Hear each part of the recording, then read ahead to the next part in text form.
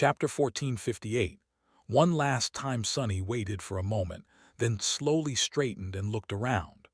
The white mist of Alethia's island surrounded the chain breaker. The last time, this is the last time. He turned around and nodded at Cassie. Without wasting a single moment, she climbed into Nightmare's saddle and disappeared into the fog. Sunny, meanwhile, faced Nephi's and asked, "Are you all right?" She was looking in the direction where Cassie had gone to with a frown on her tired face. Hearing his question, Nephi's turned. "I'm fine, I can still fight." He smiled. "That's what I wanted to hear. Before you ask where Cassie had gone, let me explain a few things." Taking a step closer, Sunny placed his hand on Neff's shoulders and leaned forward a little. Her alabaster face had suddenly turned even more motionless than it usually was. "First of all, this is not the first time we are having this conversation. You just don't remember all the previous ones. The vortex surrounding this island, you see, is not a mundane vortex. It is a whirlpool of time, and so, time moves in a circle on this island.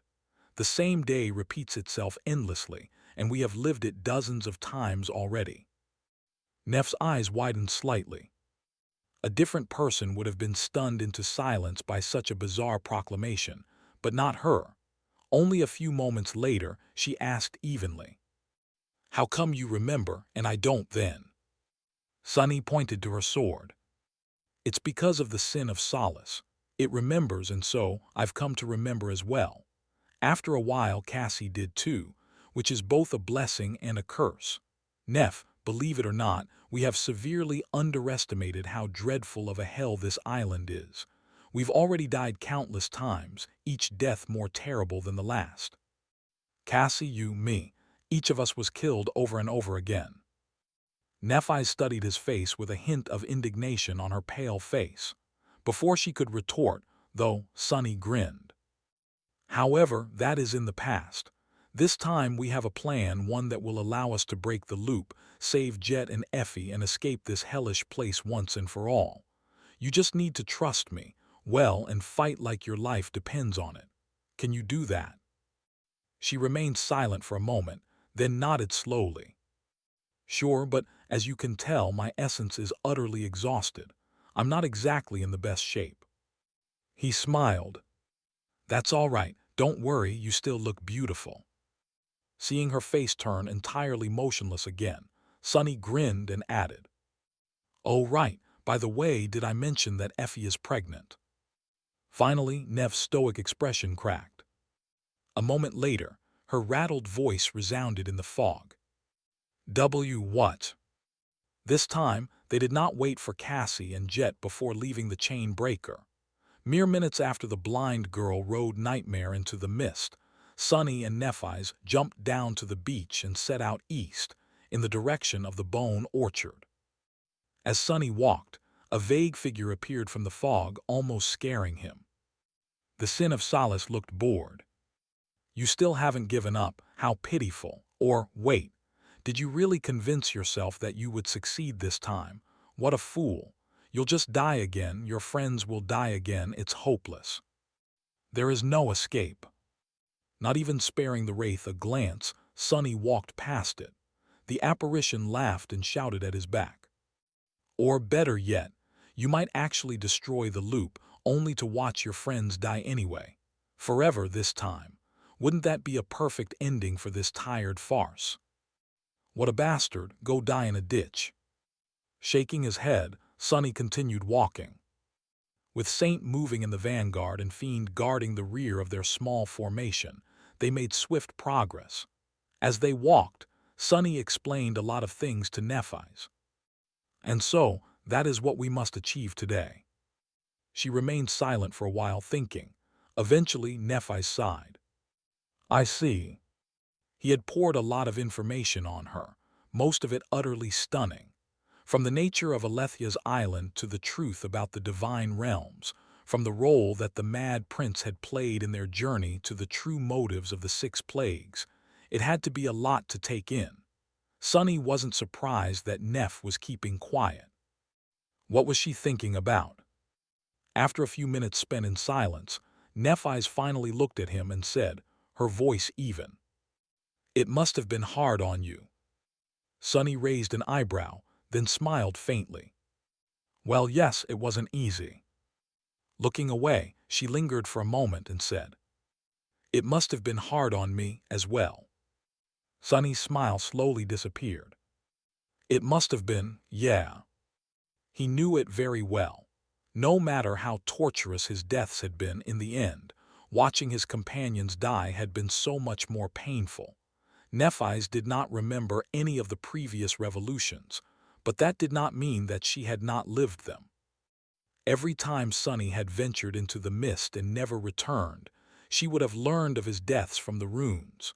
She would have had a reason to keep an eye on them, after all, unlike him. And so she would have lived the rest of each revolution, knowing that he had been killed. Walking slightly behind him, Nephis took a deep breath. "Sunny, I'll make sure that none of us dies this time." She paused, and then added quietly, white sparks igniting in her eyes. "If this is really the last time, we might as well burn this entire island down." He stared at her in amusement. "How are you going to burn anything down? Get some essence back first, you maniac." Nephis coughed. After a few moments of silence, she suddenly asked in a perfectly even voice, "So, in all these revolutions, has something else happened? For example, between us?" Sunny glanced at her nonchalantly. "Has it ever?" After a few moments of silence, he shrugged. "Well, you made me breakfast once, with dessert." He could have sworn that Nephis almost stumbled. As they approached the bone orchard, Sunny felt a swift shadow approaching them from the mist. Soon, Nightmare dove out of the swirling fog, carrying Cassie and Jet on his back. Jet was pale and bleeding from the wounds on her back, but she seemed calm and composed. Cassie should have already explained what was going on to her. If Soul Reaper had questions, she was keeping them to herself. "Hey, Sunny." Her voice was a little hoarse. Climbing down from the black stallion, Jet remained silent for a moment, then looked at him with a dark smile. "I hear that you have a plan to kill that thing in the mist. Good, count me in." Then she chuckled quietly. "Where are my manners? Greetings to you too, Changing Star. Thanks for coming to pick me up." Nephis studied her for a few moments, then nodded silently. With that out of the way, the cohort proceeded to the bone orchard. Soon, a forest of towering bones appeared from the mist. Cassie led everyone to the hollow butterfly while Sunny looked around with a grim expression. He had not summoned the fragment yet, nor had he made use of the Mirror of Truth. Sunny wanted to only use the former if there was no other choice. As for the latter was needed for their eventual fight against the First Seeker, so he had to preserve it at all costs. Which was not to say that he had nothing else prepared to make this last revolution special. Once they were standing in front of the monstrous butterfly, the usual routine of making its legs into pikes was abandoned. Instead, Cassie took Jet and Nephis aside to teach them about the cavern terror in detail. Sunny, meanwhile, sighed and sat down on a protruding bone fragment. This time, there was too much for the cohort to do within a single revolution, which was why there was no other choice but to split the tasks between him and Cassie. Cassie was going to lead Nephis and Jet, as well as Saint and Fiend, into the caverns to slay the terror. Then, they would complete a couple minor tasks and venture into the overgrown shrine to retrieve the enchantment key. Sunny would have to travel to the far side of the island above ground, retrieve Effie, and visit the Blood Lake. Of course, none of these tasks could be completed fast enough, considering how dangerous and teeming with harrowing nightmare creatures the island was, which was why he had to create a diversion somehow.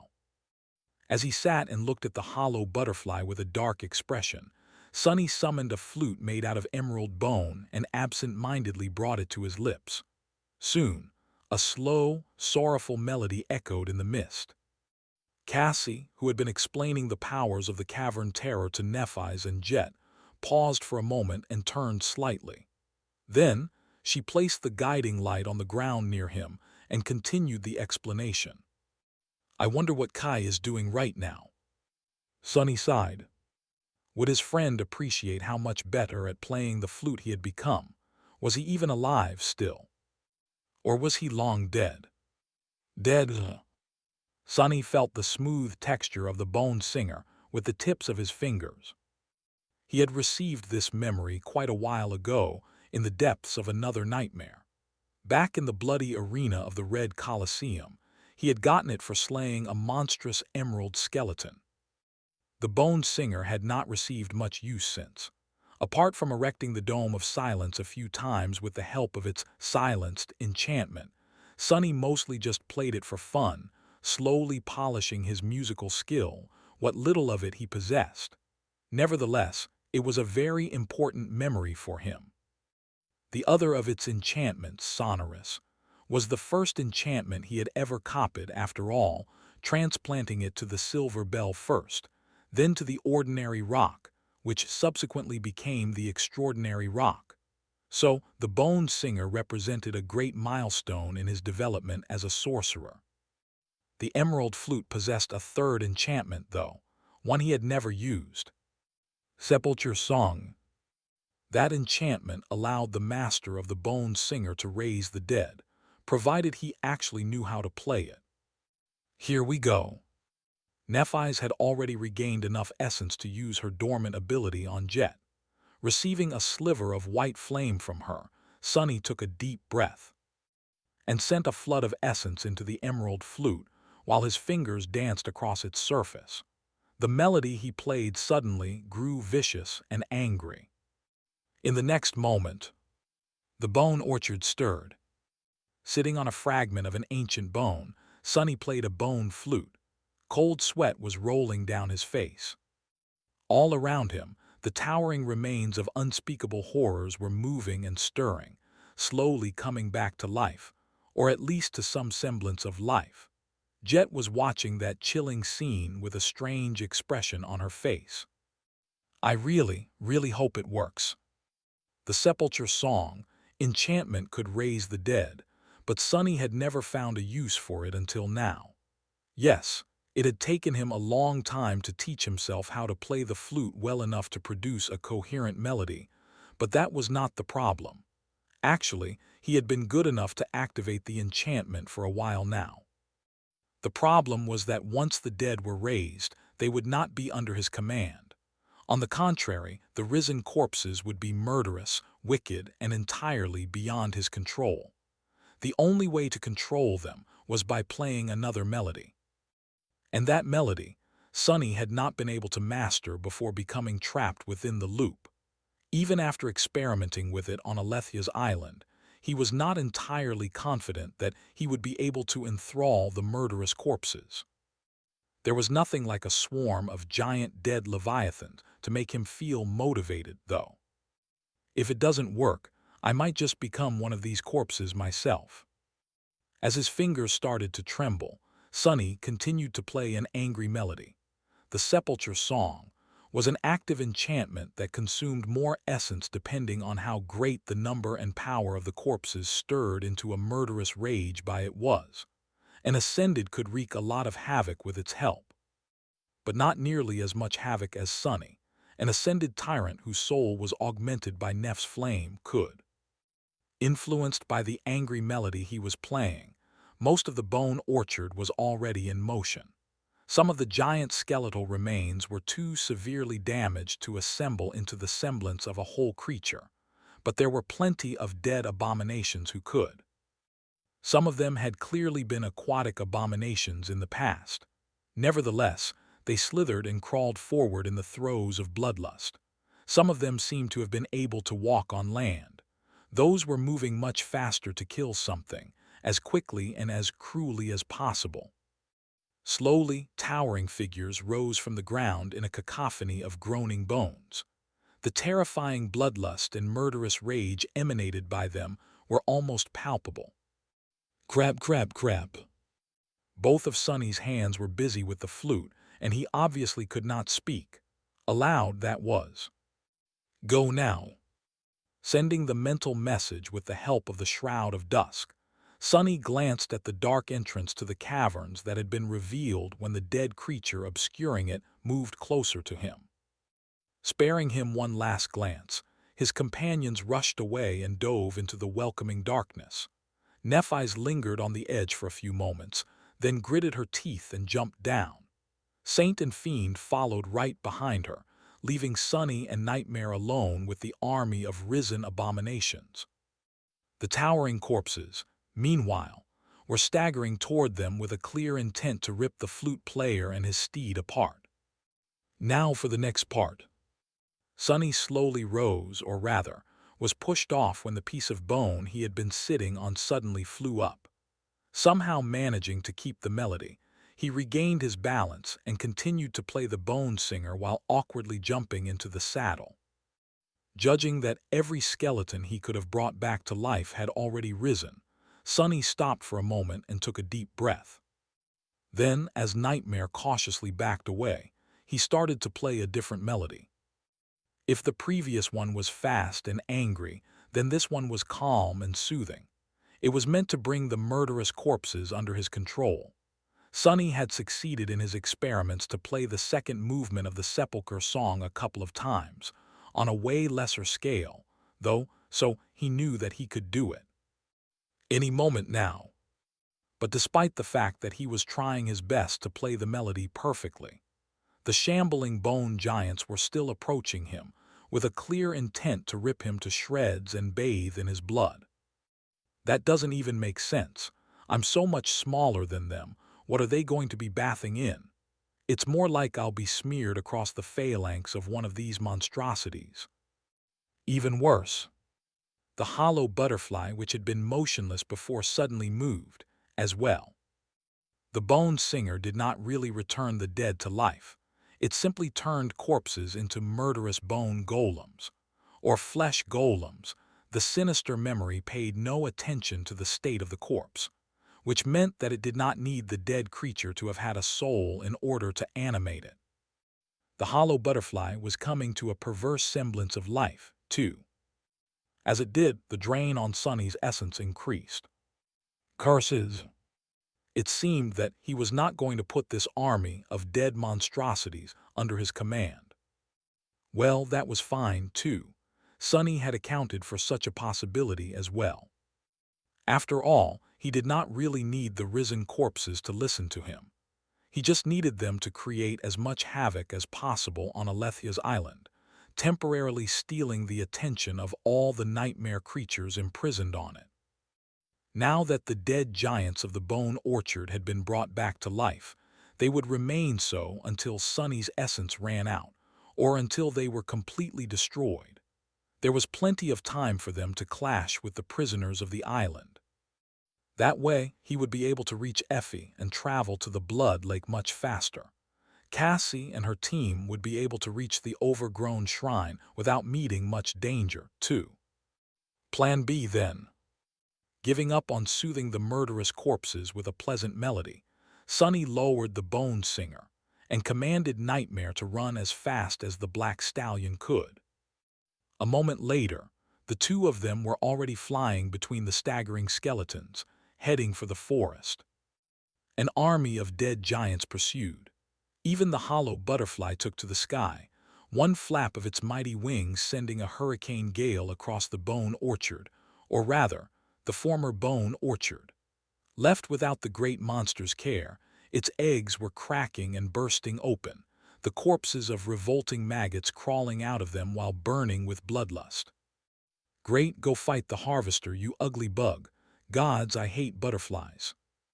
Sonny dove under the protection of the ancient pines, only to hear them snap and shatter a few moments later.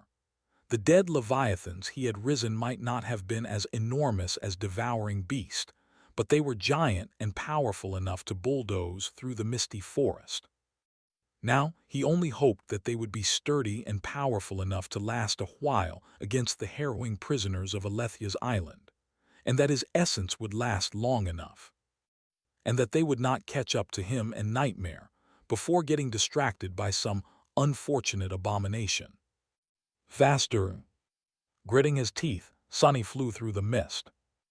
Effie was waiting for him on the other side of the island. Pursued by an army of dead giants, Sonny and Nightmare flew through the mist. The shambling corpses were tearing through the forest like an avalanche, uprooting countless ancient pines and turning them into splinters.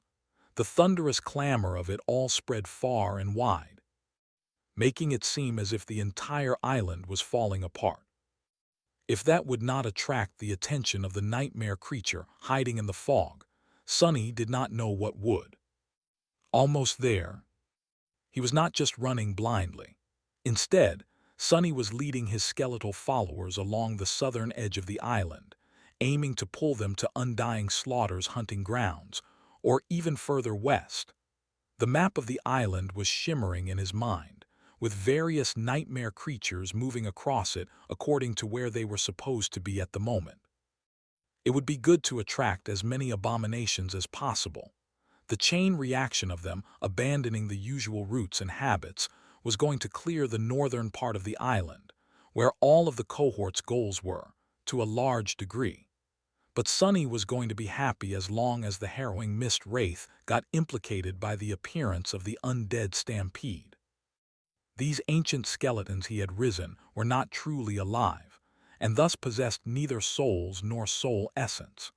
They were the worst possible enemy Undying Slaughter could meet, considering that she would not be able to replenish whatever essence she spent to destroy the murderous corpses. It was a bit ironic, really. Above us, his heart skipped a beat. The dead giants had obliterated a large swath of the misty forest already, which meant that nothing hid them from the merciless gaze of the sky anymore. As Sonny watched, unnerved, long tendrils descended from somewhere high above, stretching toward the rampaging bone golems.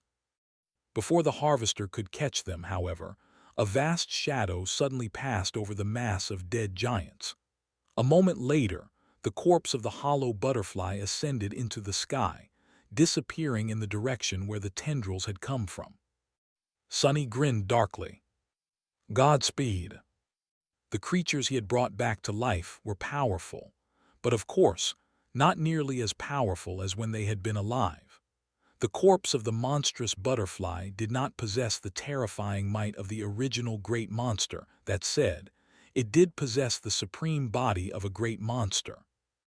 In some senses, it was even more durable than a living dark butterfly would have been. The animated corpse was not alive, after all, and was thus impervious to wounds that would kill a living being. Sonny had no hope that the harvester would be defeated, but it definitely would be preoccupied for a while. Now, what he had to worry about was his own survival. Nightmare was fast, and the staggering skeletons were not the most agile of creatures, and yet they were gaining on the galloping steed due to their sheer size. Sonny could dive into the shadows and escape at any moment, but that would defeat the purpose of leading the dead giants on a chase across the island. A massive skeletal claw fell on him from above, missing Nightmare's side by a mere meter. The black stallion almost lost his footing when the claw slammed into the ground, making it quake and throwing a cloud of dust into the air. This is just like that damned desert.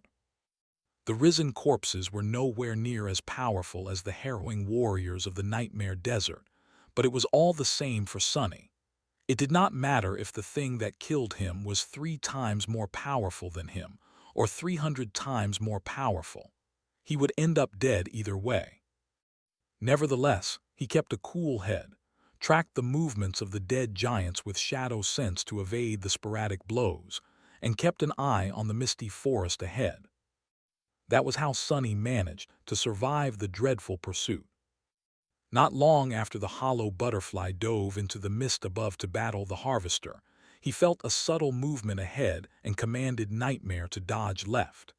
It was just in time. In the next moment, the familiar decaying shape of a giant leopard lunged forward from the fog, missing Sonny and colliding with one of the pursuing corpses. Bits of shattered bones shot through the air like bullets, and a gurgling roar sent Sonny into a momentary daze. Then, something boomed behind him, and he sensed several massive shadows converge on the terrifying shadow of the great beast. A moment later, the furious confrontation was far behind him. But it was only the start. As the dead army chased after the swift rider, more and more nightmare creatures arrived, attracted by the deafening noise of the pursuit. Sonny had calculated which abominations would arrive first, and when, as a result, he managed to evade all of them. He saw the black octopus-like creature envelop the horrid skeleton of a crawling leviathan with its tentacles, the black acidic slime secreted by them biting into the ancient bones. Devouring Beast made the whole island shake by landing from a high jump, her fist turning one of the dead giants into a pile of broken bones. As it was completely obliterated, the rate at which Sonny's essence was consumed decreased a little. A nightmare creature that was like a rotting tree tried to get in the way of the risen corpses, as well, but was flattened and torn apart in a matter of seconds. There were other abominations, as well. Some of them had killed Sonny before, some hadn't. Now all of them became entangled with the murderous dead, as if receiving divine retribution for all the deaths they had visited upon him.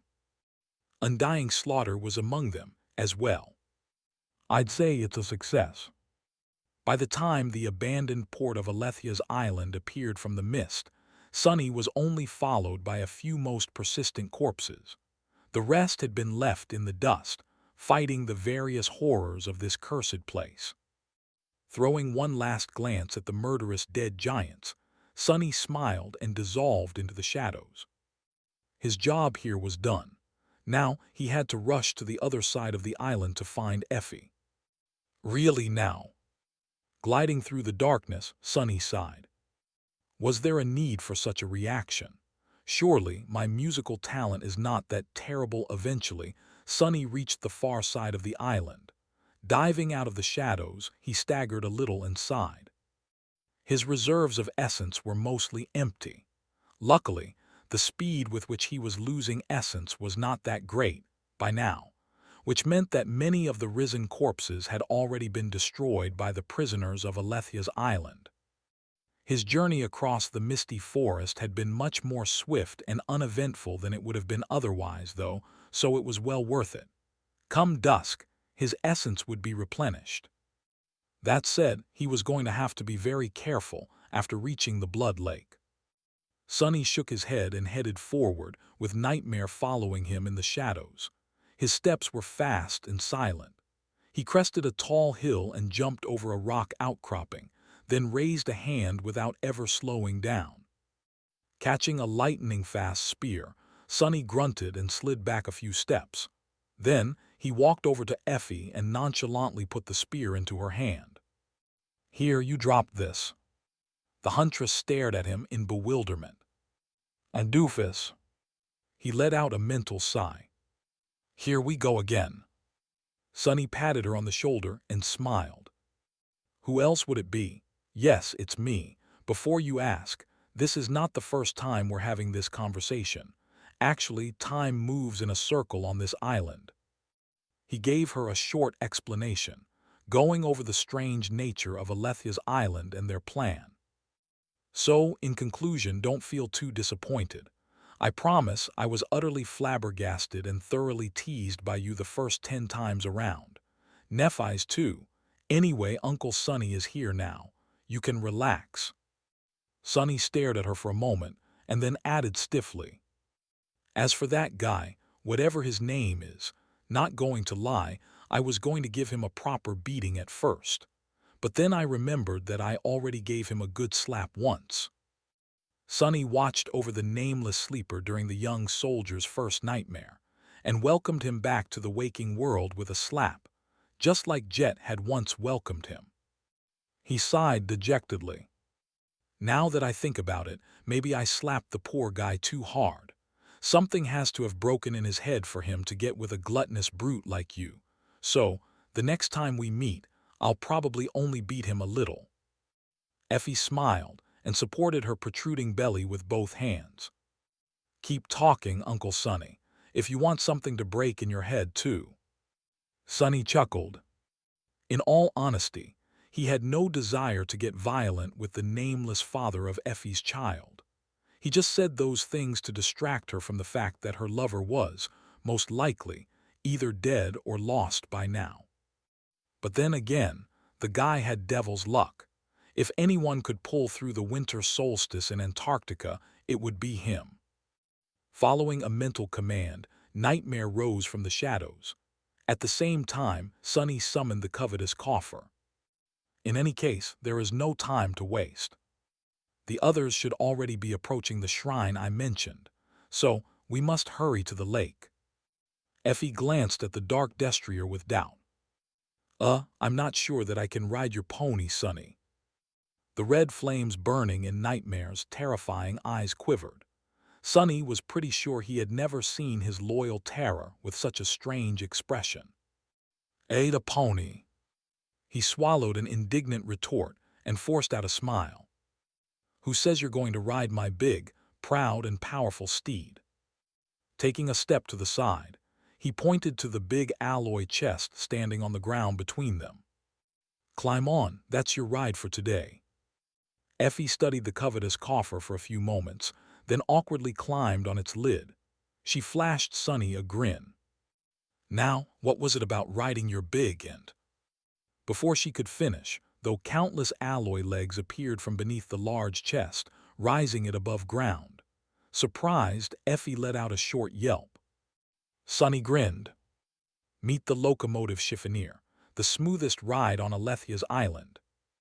With that, he jumped into the saddle and sent Nightmare into a medium trot.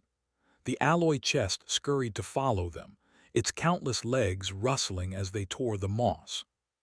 Effie remained seated atop the covetous coffer with a very strange expression on her face.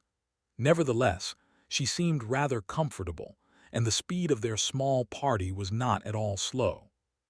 In fact, they were moving very fast. Most of the nightmare creatures inhabiting the island had been lured south by the shambling corpses, so Sonny could allow himself to head straight to the lake without any delays. After a while, the ancient pines receded, and they came into view of a large open space. The mist here was less thick, so Sonny stopped Nightmare at the edge of the forest. He did not want to risk attracting the harvester's attention, even if the hidden horror of the skis had been attacked by the hollow butterfly not too long ago. In front of them was a vast plain of dark crimson liquid. The lake might have been crystal clear once, but now its waters were painted red by blood. The source of that blood could be seen in the distance, drifting on the lake's surface. It was a gargantuan, dreadful creature that vaguely resembled a winged something. Its dark flesh was torn and mutilated, and many horrible wounds revealed its glistening innards. Sonny shuddered to imagine what kind of enemy could have killed the winged giant so brutally. He did know one thing, though. The Blood Lake was absolutely deadly. Every time Sonny had tried to explore it, he had died in harrowing agony without even knowing what killed him. Anyone who touched the bloody water would die. Still sitting atop the covetous coffer, Effie shivered. So, what kind of terrible abominations live in this charming lake? Remembering what Windflower had told him, Sonny stared at the crimson liquid with a dark expression. "None, sort of." He sighed. "Instead, the lake itself is an abomination." Sonny studied the tranquil surface of the crimson lake, unnerved. He had died in its waters a few times, and each of those deaths was both torturous and gruesome. But now that he knew what had caused him to die, he felt even more wary of the red water than before. Indeed, the entire Blood Lake was, in a sense, a nightmare creature. However, it was not a single living being. Instead, there were mindless, microscopic, insatiable creatures living in the bloody water, too tiny to see and too numerous to count. Each drop of the bloody water contained millions of them. Sonny had fought and killed many abominations, from titanic behemoths to insect-like vermin that hunted in giant swarms. However, he had never faced nightmare creatures that were no different from flesh-eating bacteria. The whole lake had become a colony for these tiny horrors. Sunny did not know whether they had come from inside the giant corpse, or if the winged being simply was one of their victims. Perhaps it was both. What he did know was that the abomination's blood provided nearly endless nourishment for the tiny devourers, allowing them to propagate at astonishing speed and infect the entire lake, thus becoming the lake. No wonder he had died screaming in its crimson waters. Sunny took a deep breath, dismounted, and gave Effie a grim look. "Stay away from the water." The huntress climbed off the covetous coffer and sighed. "Yeah, I gathered that much, but Sunny, how are you going to kill a lake? Short of somehow evaporating the entire thing, I don't see a way." He hesitated. Indeed, how was anyone supposed to kill a lake? Sunny shook his head, then headed toward the shore. "I don't think I can kill it. Making it out of that lake alive, though, I think I'll manage." He manipulated the mist to cover their approach and stuck to the shadows. Tense, they made their way to the shore. Effie stayed back, but Sunny walked to the very edge of the crimson water. The overbearing stench of blood assaulted his nostrils. Feeling incredibly uncomfortable, Sunny took a deep breath and summoned a memory. White sparks swirled around his hand, and soon, a beautiful chalice of white jade appeared in his hand, overflowing with sinister black liquid. The bitter cusp, a cup of poison that the Jade Queen had once served her rapacious guests. Despite the fact that Sunny had started his awakened career as a poisoner, he did not use this memory often. One of the times he had, it was to coat the arrows and bullets of the 1st Evacuation Army soldiers with the black venom. It helped them a lot during the mad dash to Falcon Scott. But who knew it would come in handy today? Sending all 5 of his shadows to wrap themselves around the bitter cusp, Sunny tilted it and watched as a stream of black liquid fell into the crimson water. The poison flowed and flowed. The mistress of the palace herself presented them with a cup of the sweetest nectar. No matter how much of the sweet nectar they drank, the cup remained full. The more of it they consumed, the more of it they desired. The words of the description of the sinister memory surfaced in his mind. Indeed, no matter how much of the glossy black liquid he poured into the lake, it continued to flow. There was no doubt that more of it had flowed out of the bitter cusp than the jade chalice was supposed to contain. There was no explanation for where the poison was coming from, not that he needed one. Endless Spring was always like that, as were many memories. Mundane logic almost never applied to how they functioned. Sunny did not need an explanation, though. All he needed was for the blood lake to drink as much of the poison as there was. After a while, it seemed as though the crimson waters had become restless. Subtle ripples spread over the lake's surface, and shallow waves licked its shore. Forcing himself to stay still, Sunny threw over the shoulder. "Step back." Effie obediently waddled a few steps away from him and grew still. He did not move a centimeter, though, no matter how much he wanted to, and continued to pour the black poison into the water. As time went on, the blood lake started to look more and more eerie. Its crimson waters seemed to be tinted a subtly darker shade now, and rippled silently. Although there was no wind, the waves rolling across the surface of the lake were becoming more noticeable. Sunny took a deep breath. He knew that only about half an hour had passed, but it felt like an eternity. Finally, the stream of poison grew thinner, then thinner still. Then it broke, and only a few stray drops of the black liquid fell down. The bitter cusp was empty. "Well, that's done." Standing some distance away, Effie asked, "Now that you've poisoned this lake so thoroughly, what are you going to do next?" Sunny dismissed Anank's mantle and gave her a dark look. After a few moments of silence, he said, "What do you think? Now I'm going to go for a swim." Effie's eyes grew round. "What? Swimming in an abominable lake wasn't enough, so you decided to add deadly poison to the soup first?" He couldn't suppress a short laugh. Well, I am immune to most poisons. It's going to sting a bit for sure, but with some luck, it will be all right. He sighed, then dismissed the bitter cusp and called the 5 shadows back. Evaluating how much essence he had left, Sunny then opened the gate of the shadow lantern and manifested the shadow spawn shell around his body. Summoning the mantle to cover it with a layer of onyx armor, he reinforced that armor with 5 layers of augmentation, and then gave Effie a wink. She seemed to pale a little at the sight. I'm off. There is some food in the coffer. I told it not to bite your hands off, so feel free to explore. With that, Sunny cursed inwardly, and dove into the hungry, man-eating lake.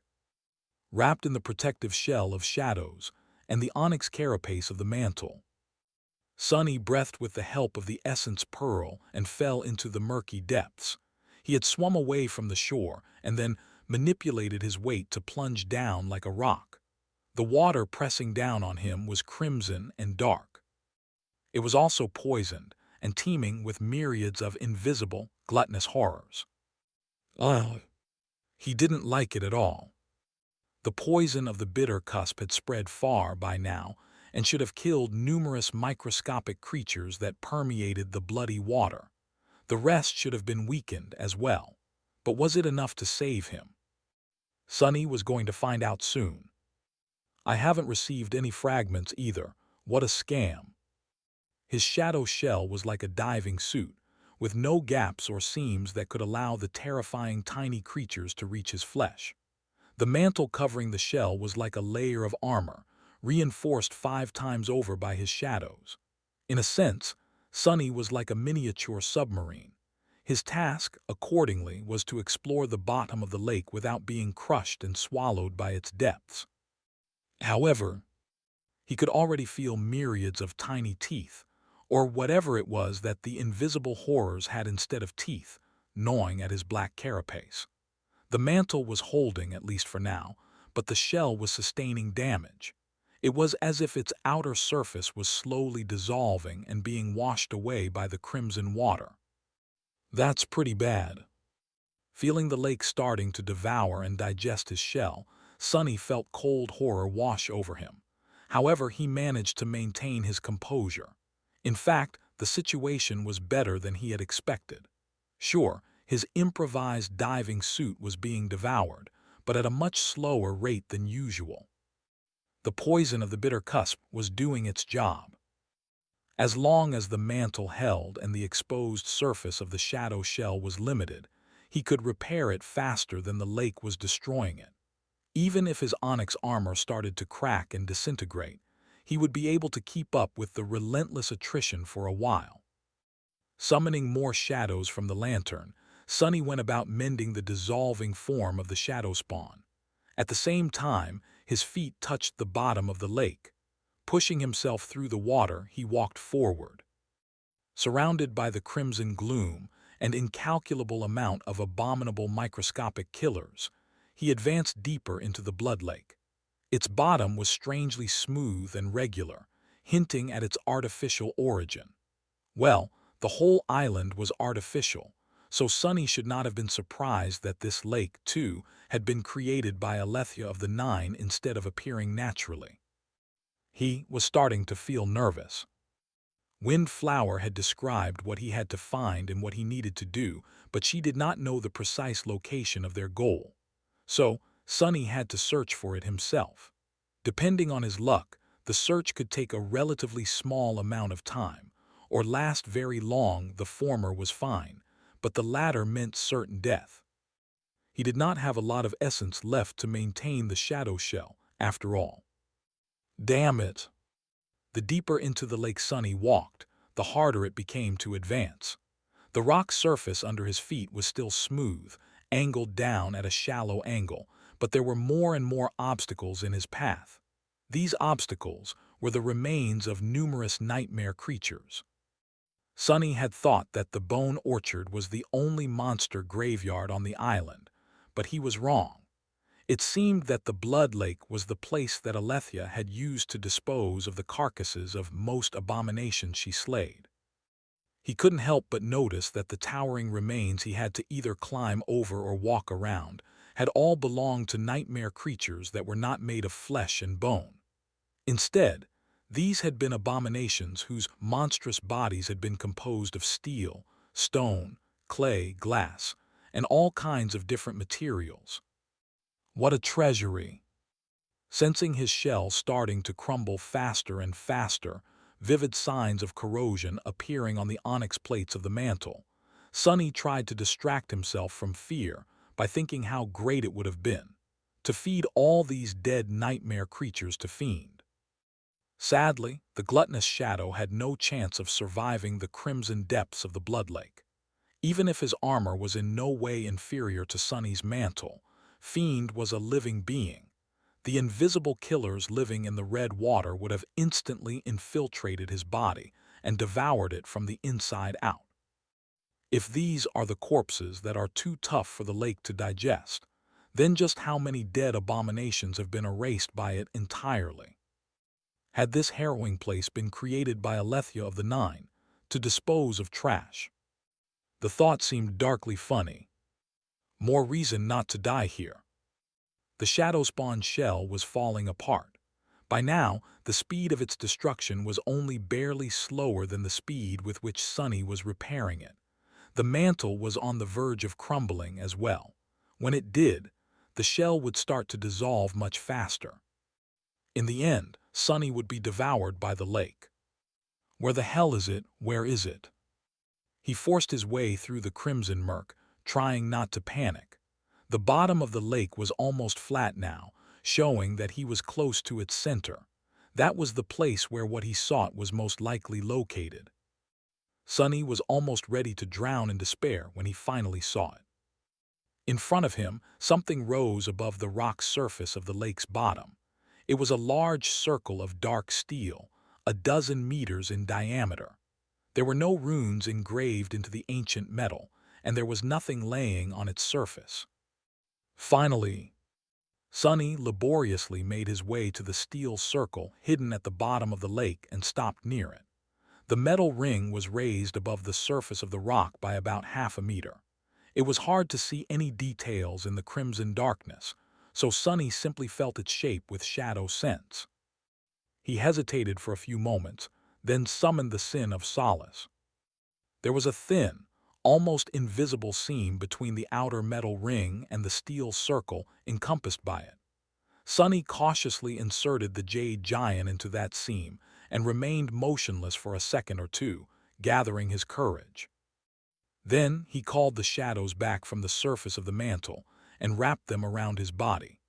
Feeling his strength soar, Sonny ignored the net of cracks that immediately started to spread through his onyx armor and pulled at the hilt of the Sin of Solace with all his might. He was trying to dislodge the steel circle from the metal ring it was resting in. Sonny used all his power, pulling and pulling. His shell was being swiftly devoured by the tiny horrors of the blood lake. The mantle was being corroded at a dire speed, ready to crack apart. The steel circle did not move. Arg! Sonny felt like his muscles were about to explode, but then, finally, he felt the ancient steel give. The heavy circle rose above the metal ring by a centimeter, then a few centimeters more. Without wasting any time, Sonny plunged the Sin of Solace deeper, changed its angle, and continued to pull. The lake was suddenly in mayhem all around him. And then, finally, the impossibly heavy steel lid rose above the metal ring. Letting go of his sword, Sonny grabbed its edge with all four of his hands, grunted, and raised the lid as high as he could while displacing a great amount of water. Standing on the metal ring, Sonny supported the lid with his shoulder and glanced down. Below him was nothing. Or rather, a long vertical shaft cut through the bedrock that led to nothing. He was looking at the abyss below the island. And all around him, the crimson water of the blood lake was already rushing into the hidden drain, falling into that abyss from a great height. The power of the current almost threw Sonny down as well, but he somehow managed to hold on. As time passed, the pressure grew more and more terrible, as more and more water fell from the bottom of the island into unfathomable darkness like a red waterfall. Ah hell, my shoulder hurts. Eventually, Sonny gritted his teeth and threw the lid of the drain sluice entirely open, then staggered back. By then, the water was only high enough to reach up to his shoulders. Some time later, it disappeared entirely, leaving him standing on wet rock. The blood lake was gone. Its crimson waters and all the tiny horrors populating it had been drained into the lightless abyss under the levitating island. Standing at the bottom of a vast bowl cut into the stone soil of Alethia's island, Sonny sighed and looked up. Out there, far away, on the former shore of the lake, Effie was looking down at him with a strange expression. He remained motionless for a moment, then raised a hand and waved at her. Inside the shredded shadow shell, Sonny's face was pale. He had survived, somehow. Yeah, let's not do anything like that again. Sonny remained motionless for a while, looking around. The bottom of the lake was dry now, revealing the towering remains of the ancient nightmare creatures. Well, relatively dry.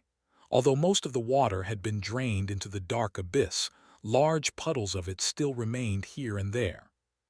The remains of the abominations were still glistening with moisture, as well, which meant that countless invisible horrors were still crawling all over their surface. He was not going to feed fiend with these abandoned treasures anytime soon. Damnation! Sonny's shell was still being eroded, as well. Luckily, the rate at which it was dissolving had decreased drastically. By now, he would be able to climb out of the empty lake and discard his ragged diving suit without being eaten alive. Looking up, he saw the mist slowly flowing down the slopes of the former lake. Very soon, it was going to shroud everything here, just like everywhere else on the island. Turning slightly, Sonny stared at the corpse of the giant winged creature and fought the temptation to try and fish the soul shards out of it. But no, there was no time, and the corpse still gave him a sense of danger. There had to be countless invisible creatures permeating it, after all. Even if the dead abomination was not the original source of the contamination, it was without a doubt being slowly devoured from the inside by it. Finally, Sonny glanced at the slope of the lake shore. There, not obscured by the crimson water anymore, several dark openings were revealed, each a few meters in diameter. Those were the aqueducts that used to feed water into the moat of Alethia's tower.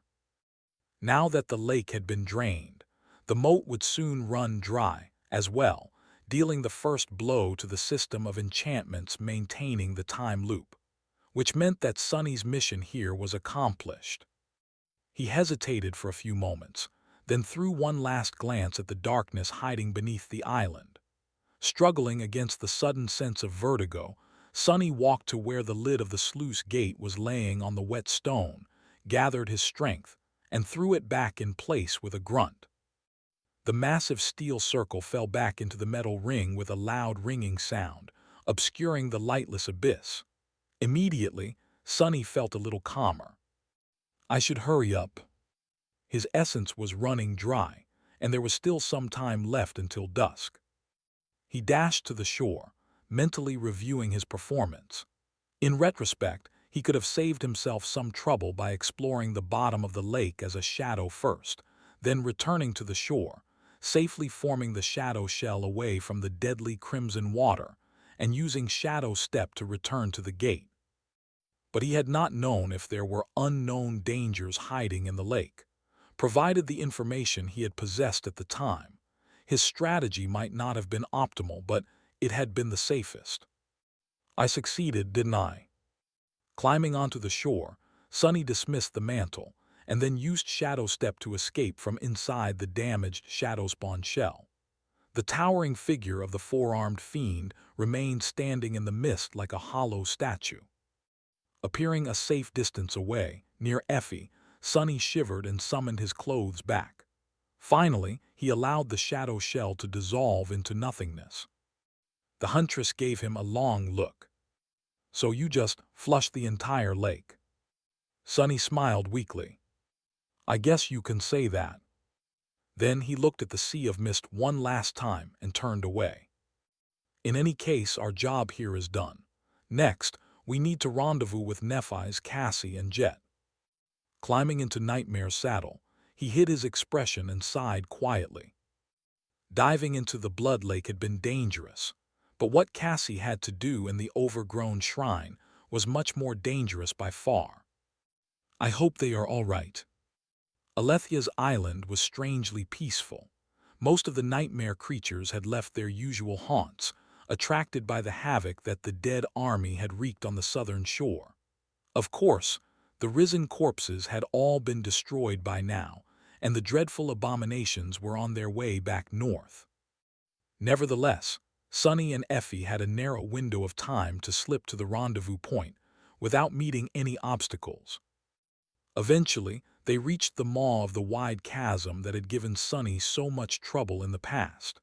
Dismissing Nightmare and the covetous coffer, he led Effie to its edge and helped her glide to the bottom with the help of the dark wing. Down there, the rock's walls of the chasm were emanating searing heat, and the stench of burned chitin was almost unbearable. The charred corpses of the revolting millipedes crunched under their feet like autumn leaves and crumbled into ash. Despite the fact that Sunny was used to this scene, he still felt nauseated. Effie looked sickened as well. Covering her nose, she asked, "What the hell happened here?" Sunny forced out a smile. "Nephi's happened." The huntress stared at him for a moment, then coughed, understanding. The two of them made their way into the deeper part of the canyon, trying not to look around. Soon, they saw a dim light ahead. Sunny tensed when he recognized the soft radiance of the guiding light, but then let out a sigh of relief. 5 figures were there in the shadow of a large rock outcropping. One was standing, one was sprawled on the ground, and 3 were sitting tiredly, their backs leaning against the rocks. Saint was the one standing. Her onyx armor seemed strangely brittle and dull, but there were not many cracks on it, as well as very little ruby dust smeared across its surface. Fiend was the one sprawled on the ground. The infernal flames burning in his eyes were much dimmer than usual, but there was no damage on his black-silver armor. In any case, he was alive. Nephi's, Cassie, and Jet were in one piece too. They seemed pale and strangely listless, but there were no terrible wounds on their bodies, nor was there much blood on their clothes. They had pulled through. Sunny and Effie approached them quietly. "Hey, long time no see." Effie's energetic voice echoes across the canyon, prompting a weak response from the 3 masters. Cassie flinched slightly, while Nephi's and Jet turned to look at them with dim expressions. After a moment of silence, Soul Reaper forced out a smile. "Ah, it's you, Glutton. Yeah, it's good to see you too." The 3 were clearly shaken by their experience in the overgrown shrine. Sunny only knew that the creature that dwelled there was powerful and ancient. Even Windflower did not know much about it, except for the fact that it did not possess a physical body. Therefore, Jet's glaive and Neph's purifying flames were their best bet to destroy it. With Cassie's supernatural intuition and affinity to revelations, as well as Saint's dark blade, they stood a good chance of, if not prevailing against the shrine horror, then at least getting the enchantment key and escaping alive. Walking over to the 3 masters, Sunny studied their conditions for a few moments, then turned to Cassie. "Did you get it?" She nodded slowly and raised a hand. On it lay a strange gemstone engraved with countless runes. Unlike the soul crystal of the guiding light, this gemstone seemed to absorb light, not produce it. "The enchantment key." Sunny let out a long sigh. "I'm good." Then, fascinated, he asked in a curious tone, "What was the creature inside the shrine like?" Cassie shivered slightly and lowered her head. "I don't really want to talk about that thing right now." Judging by the heavy expressions of Neph's and Jet's faces, they felt the same. Sunny raised an eyebrow. "Just how bad was it?" Nephis was so out of it that she had not even reacted to Effie's protruding belly. Nevertheless, he did not press the topic. The three of them had experienced all kinds of terrible things and faced all sorts of harrowing creatures. If they were that shaken by what had happened in the overgrown shrine, it must have been pretty bad. If so, he should be satisfied by the fact that they had made it out alive. Cassie's two echoes were nowhere to be seen, though. Hopefully, they were just damaged and not destroyed. All right then, let's go, we should hurry. They lingered for a while, then rose silently. Soon the cohort traversed the deep chasm and entered the caverns. The terror that had created them was already dead. Cassie's group had slayed it on the way to the shrine. Sonny navigated the system of caves, following his memory. After a long time, they stopped near the wall of a cave that did not seem different from all the other ones they had passed. However, this one was special. Sonny remained motionless for a few moments, then looked up with apprehension. Eventually, he took a step to the side and sent his shadows to augment Saint. "If you will." The graceful knight spared him an indifferent gaze, then walked forward and delivered a devastating blow to the wall of the cave.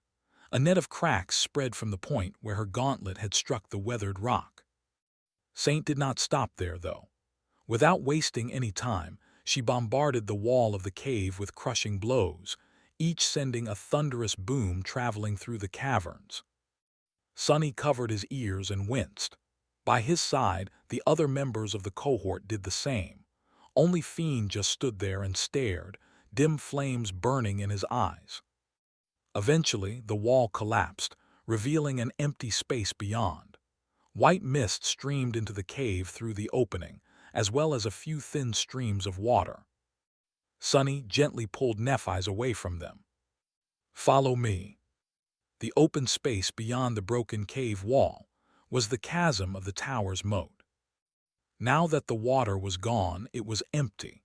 The deadly field of twisted time had disappeared as well. In other words, they did not have to cross the enchanted bridge anymore. Instead, they could cross the moat wherever they wished. There was also no need to traverse the central area of the island, which teemed with harrowing nightmare creatures by now. Instead of risking their lives in the misty forest, the cohort had come to the black cliff from below. They exited the caverns through the breach made by Saint, descended to the bottom of the moat, and made their way to its other side. Then, they scaled its vertical wall and climbed out of the chasm near the stone steps leading to the gate of the tower. The wide bridge was now behind them, the terrifying abominations frozen on it still standing motionless. The runes carved into the sides of the cliff were still intact. The cohort ascended the stone steps without looking back. Sonny opened the gate of Alethia's tower and let everyone inside, then closed it behind them. Turning around, he saw that Nephis, Jet, and Effie had frozen, looking at the corpse of the great tyrant with complicated expressions. He could understand how they felt. He had been quite the same the first time he saw the dreadful corpse, after all. Sonny sighed. "It's dead, don't worry." He told them not to worry, but was feeling agitated himself. Sonny was almost surprised that they had made it so far: the bone orchard, the caverns, the blood lake, the overgrown shrine. All of these steps could have ended in their deaths. And yet somehow, the plan he and Cassie had concocted went without a hitch. All the deaths they had experienced on this nightmarish island had not been for nothing, it seemed. Now, all that was left was to gain access to the secret chamber of the tower and destroy the loop. Glancing at Cassie, he nodded and walked to the center of the hall. She followed, holding the enchantment key in her small fist. When the two of them found themselves directly below the corpse of the great tyrant hanging from the ceiling, there was a strange sound, and the stones beneath their feet suddenly moved. That had never happened before, because they had never had the runic gemstone with them. As the other members of the cohort approached, the floor of the tower rearranged itself, revealing a narrow staircase. Without saying anything, they descended into the basement of Alethia's tower. There, a small spherical chamber was carved into the rock. Its walls were covered with sheets of polished metal, its surface etched with countless runes. At the center of the chamber, Sunny's eyes widened a little. A large, jagged piece of black rock was hovering in the air, radiating a sense of cold. It did not look special in any way, except for the fact that it was very similar to the estuary key. In fact, he would not be surprised if his little chunk of black stone and this larger one had come from the same source. What the hell? While Sunny was standing still, his thoughts in turmoil, Cassie silently approached the hovering boulder and walked around it. Eventually, she stooped, noticing a socket on the weathered black surface. The socket perfectly fit the size of the runic gemstone she was holding in her hand. The blind girl lingered, then turned to face them. I am going to insert the key now." The members of the cohort nodded solemnly. Cassie hesitated for a bit more, then gently pushed the gemstone into the socket. Nothing happened for a few moments. Then the levitating piece of black rock trembled slightly and fell to the floor of the chamber. It collided with the metal sheet and rolled a few times, raising a loud clangor. When the echoes of the collision subsided, the cohort was left in dead silence. Sunny took a deep breath. He could feel it. Something had just changed about Alethia's island. A vague feeling that had been pressing down on his mind for so long that he had grown used to it was gone. They actually did it. They broke the cycle of twisted time that had reigned this place for centuries. The loop was gone. The members of the cohort remained silent for a few long moments, staring at the chunk of black rock with complicated expressions. Perhaps for most of them, what had just happened in the small spherical chamber did not hold a lot of meaning, but for Sunny and Cassie, it did. Especially for him. Letting out a shaky breath, Sunny suddenly felt like his legs were about to give out. Taking a step back, he swayed slightly and lowered himself to the first step of the narrow stairs. His eyes were still glued to the fallen black stone, but his gaze had become distant. Cassie leaned on the guiding light, her face motionless. Nephi's jet and Effie watched them silently. After a while, the huntress finally spoke. "So it's done just like that." Sunny looked up at her, struggling to answer. "Just like that." She made it sound as if it had been easy. Well, of course. She had just learned about the existence of the loop this morning, and it was gone before dusk. For him, however, the memories of the countless harrowing deaths he had experienced and witnessed on Alethia's island flooded Sunny's mind. That first time being cruelly executed by undying slaughter, the hopeless despair of watching devouring beasts' giant hand descend from the mist, and so much more. All of it was behind him now, but not gone.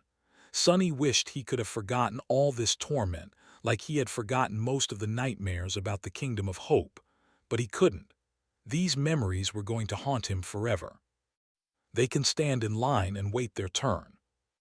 There was a vast museum of heartbreak and horror in his memory already. What could a few more nightmares do? He sighed, then nodded. "Yes, the loop is destroyed. I can feel it." Effie lingered for a moment. Good then, what's the plan now?" Just as she said these words, Sunny felt something move in his soul, and a flood of essence poured into his cores. Somewhere outside the island, the 7 suns were plunging into the great river. It was dusk. He relaxed a little. The loop was destroyed, which was a great relief. However, it also meant that the future was once again unknown and unpredictable. Sunny felt much calmer now that his reserves of essence were swiftly replenishing. Cassie kept quiet, so he answered Effie's question himself. "It's like I told you before. We will hide in this tower and wait out the immediate aftermath of our actions. In the next few days, Alethia's island is going to be a battlefield. Undying slaughter and devouring beasts are going to go on a rampage." He paused for a moment, then shook his head. Or rather, their rampage will continue, uninterrupted. They will either eradicate most of the nightmare creatures on the island or be eradicated by them. In any case, we must ensure that these defiled versions of you and Jet never return to the Great River. Sunny had fought both the Mist Wraith and the Bestial Giantess many times. He died when he fought alone. He watched his companions die before being killed himself when fighting side by side with his allies. The plagues were simply too dreadful to be defeated by them. But that was inside the loop. Now that the loop was broken, the flaws of the defiled saints could finally be exploited. Devouring beasts' hunger and undying slaughter's need to kill would become their undoing. In theory. In practice, it was not going to be easy to exploit these flaws. Devouring beast, especially, was going to have plenty of things to eat. Undying slaughter was going to have plenty of things to kill as well, but she could potentially expend a lot of essence in the process. But this was a problem for another day.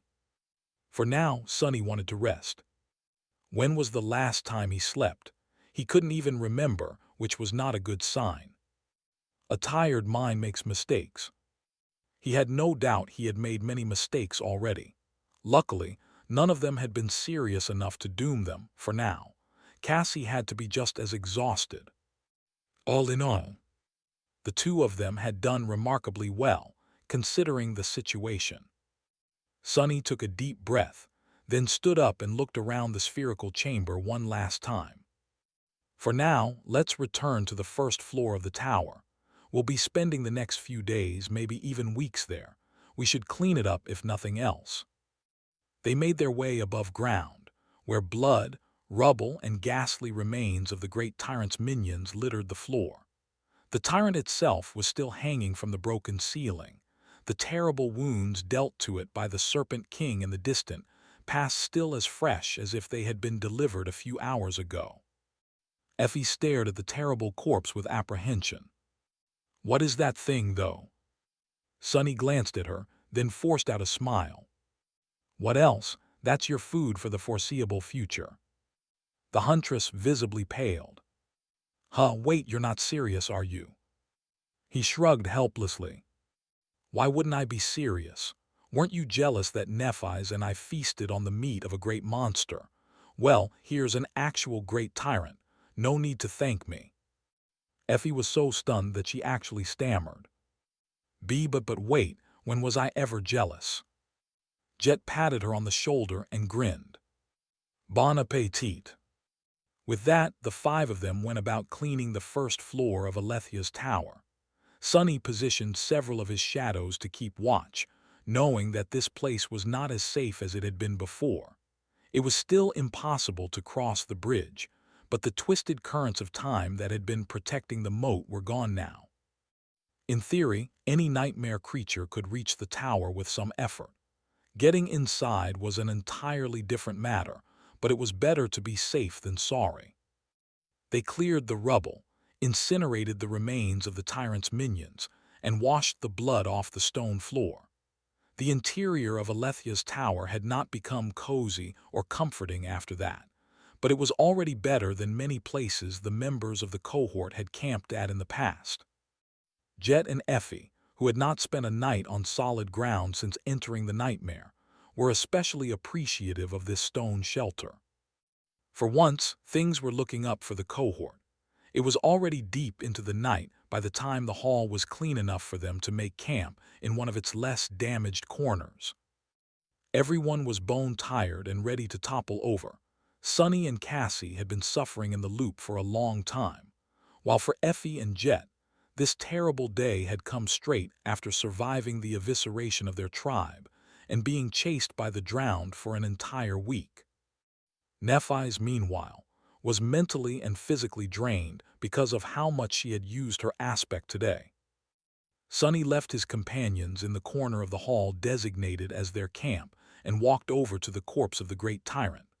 While they were making a fire, he manifested a raised platform from the shadows and went about extracting the 5 supreme soul shards from the horrid corpse. Luck was on his side. King Daron had neglected to collect them after slaying the creature. Perhaps he had been in a hurry to leave Alethia's island, or perhaps such things had no value for the mighty sovereign. In any case, it was Sunny's win. Soon, he returned to his companions carrying 5 radiant crystals and a generous chunk of monster meat. It was the meat of a great abomination. As well, despite the divine taste, chewing it was not going to be easy for Cassie and Jet. Nephi's, Effie, and himself would have to augment themselves with their aspects to enjoy the meal as well. While Nephi's went about preparing the extravagant meal, Sunny wiped the soul shards clean, summoned the covetous coffer, and stored them inside. At that time, Jet gave him a long look. "There's enough meat to feed Effie for a long time." He nodded. Soul Reaper lingered for a few moments, then asked, "What about me? How am I going to last longer than undying slaughter here, inside the tower?" Sunny frowned. This was indeed an issue. Both Jet and Undying Slaughter could only exist for as long as there was essence in their fractured soul cores. Neither could generate essence naturally, and would only replenish it by killing living beings. The Mist Wraith had many more creatures to kill out there, in the dreadful reaches of Alethia's island. Of course, she would also have to burn some essence to prevail against them. Still, Jet was at a disadvantage while locked inside the tower. He had a solution, though. Hopefully he did. Lowering his hand into the open maw of the covetous coffer, Sunny took out a beautiful golden fruit. The fruit looked clean, ripe, and delicious, tantalizing, really. Its refreshing fragrance made him want to sink his teeth into the soft, succulent flesh of the fruit right that instant. The fruit, of course, had come from the sacred tree growing on the deck of the chain breaker. In fact, Sunny had plucked all the fruits from its branches before leaving the ship in the morning. Suppressing the gnawing desire to devour the golden fruit, Sunny threw it to Jet. "Try it." She caught the fruit and looked at it in confusion. Then, she shrugged and took a generous bite. The rest of them watched Jet consume the fruit of the sacred tree with envy. By the time it was gone, a stunned expression appeared on her face. I just received an infusion of essence, a lot of it." Sunny nodded in satisfaction. "Thank the gods it works." He had tried eating the golden fruits during one of the revolutions. Sunny was understandably afraid of them, considering what had happened to him on the Ashen Barrow. By now, it was clear that the soul-devouring tree was somehow connected to the sacred tree that grew on the chain breaker, and had come from Heart God's desecrated grove. And perhaps to the strange tree to which Uris of the Nine had been nailed in punishment. However, there was a big difference between the Soul Devourer and Chain Breaker's mystical tree, apart from the fact that the former was thousands of years old and a nightmare creature. It was that the Soul Devourer fed on living beings, while their tree didn't. As a result, while the fruits of the Soul Devourer could grant awakened soul fragments, the fruits of the young sacred tree couldn't. Instead, they were brimming with soul essence. Sunny had used them a few times to help Nephi's recover from essence exhaustion faster, but in the grand scheme of things, it was of not much use, especially because they had no visible effect on him, due to the fact that his soul required shadow essence instead of soul essence. It was also why Sunny was not sure that the golden fruits would have any effect on Jet, considering how unique her soul was, even when compared to his. Luckily, everything seemed to work fine. Otherwise, he would have had to take Jet outside the tower to hunt in the next few days, risking both their lives. Sunny let out a sigh of relief. There were a good dozen fruits inside the coffer, some of them riper than the others. They would last Jet a good deal of time. A pale smile appeared on his face. "Good, that's good. I have a bunch of these with me, so don't worry about getting enough essence for now." Jet threw a long look at the covetous coffer, then nodded. Soon their late supper was ready. Effie and the rest of them consumed the sublime meat of the great tyrant as they struggled to stay awake. Then, just before dawn, they finally allowed themselves to succumb to exhaustion and went to sleep on the cold stone floor. Everyone except for Sonny, that was. He lingered for a while, sitting silently on a piece of rubble. His gaze was hollow and grim. Soon, Sonny felt the enchantment of the crown of twilight come to life once again, replenishing his essence once more. It was dawn, which meant that now there was absolutely no doubt that the loop had indeed been destroyed. He had already known it, of course, but still waited for the former termination point to arrive, just to be sure. The dawn came and went, but Sonny was still sitting on the piece of rubble inside Alethia's tower. He was not sent back to the deck of the chain breaker. Motionless as a statue, Sonny let out a long sigh. Then he slowly looked up. There, far above, Windflower was waiting for him. Now that the loop was no more, it was time for him to fulfill his oath. With a heavy heart, Sonny looked at his sleeping companions, then stood up. The deep shadows drowning the great hall of Alethia's tower stirred and moved, restless, as he walked away from their little camp. So much had happened since the last time Sonny had seen Windflower, but the spacious chamber at the top of Alethia's tower was still the same. Dozens of lanterns floated in the air, shining with a warm orange light. The world outside the window was dim and dark. The silken canopy of the wooden bed was half transparent, revealing the delicate shape of the beautiful sleeping saint. Sonny ascended the stairs and remained motionless for a while, looking at the vague silhouette with a heavy expression. Then he sighed and shifted his perception, peering into Windflower's soul. There, the seed of the repulsive darkness had already grown larger. So fast. Corruption was spreading so fast. Its seed had been like a tiny speck before, but now it was already like a pearl. If Sonny did not act soon, the darkness would spread and consume Windflower's soul entirely. There was no time to waste. And yet, he could not simply kill her, at least not without talking to the beautiful saint one last time. Dissolving into the shadows, he allowed nightmare to bring him to her dream. Soon, Sonny found himself standing on a tall cliff overlooking the vast expanse of the great river. The 7 suns were slowly rising from the flowing water. The tranquil expanse of Alethia's island was shrouded in the dim twilight of the early dawn. Windflower was standing at the edge of the cliff with her back to him, gazing at the water. A cool breeze was playing with her wavy hair, and her azure robe looked like the midnight sky in the dimness of dawn. Sensing his approach, she shifted slightly and let out a quiet sigh. "So you have succeeded." Sonny froze for a moment, then nodded. "Yes, the loop is gone, we destroyed it." She turned around and looked at him. Then, a soft smile illuminated her enchanting face. "How marvelous, and on your first try, no less." He walked over to stand beside her on the edge of the cliff. Looking at the dreamlike expanse of the great river, Sonny said darkly, "First try, it might have been, but I spent an eternity preparing for it. Months of torment, countless deaths, all for this single moment. I wouldn't call it marvelous." Windflower studied his face silently, then looked away and sighed. "Countless deaths, huh? Dying once does not sound so terrible in comparison."